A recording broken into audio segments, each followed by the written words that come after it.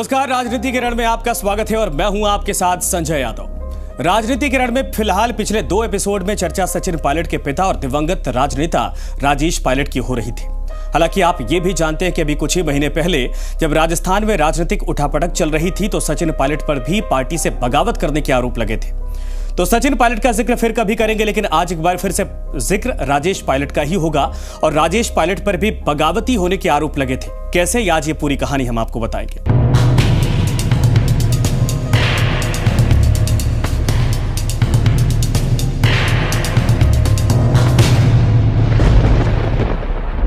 साल 1997 में कांग्रेस अध्यक्ष पद के लिए दावेदारी, जी हां, इसकी शुरुआत ही साल 1997 में होती है जब राजेश पायलट ने कांग्रेस के अध्यक्ष पद के लिए ताल ठोक दिया था। हालांकि यही अपने आप में अनूठी बात थी कि कांग्रेस के अध्यक्ष पद के लिए उस वक्त चुनाव हो रहा था, जो अमूमन कांग्रेस पार्टी में कैसे होता है ये आप सभी जानते हैं। हालांकि 1997 में कांग्रेस के अध्यक्ष पद के चुनाव में पायलट को हार का सामना करना पड़ा था और गांधी परिवार के बेहद करीबी उनके प्रतिद्वंदी सीताराम केसरी ने जीत हासिल की थी। साल 2000 सोनिया गांधी को चुनौती दी थी।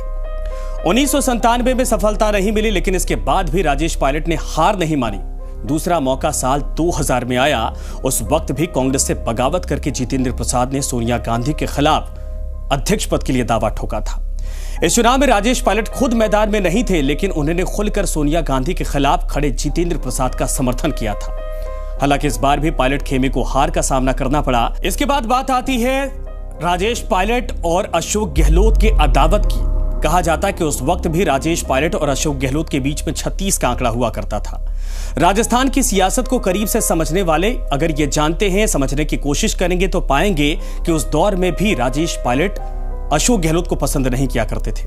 साल 1993 में तत्कालीन संचार राज्य मंत्री राजेश पायलट जोधपुर के एक डाकघर भवन के उद्घाटन के लिए पहुंचे थे।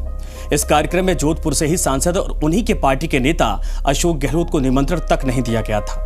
इससे नाराज गहलोत समर्थकों ने हंगामा कर दिया और पायलट से जब सवाल पूछा गया कि हमारे सांसद कहां हैं, इस पर राजेश पायलट ने चुटकी लेते हुए कहा था कि यहीं कहीं टहल रहे होंगे बेचारे गहलोत।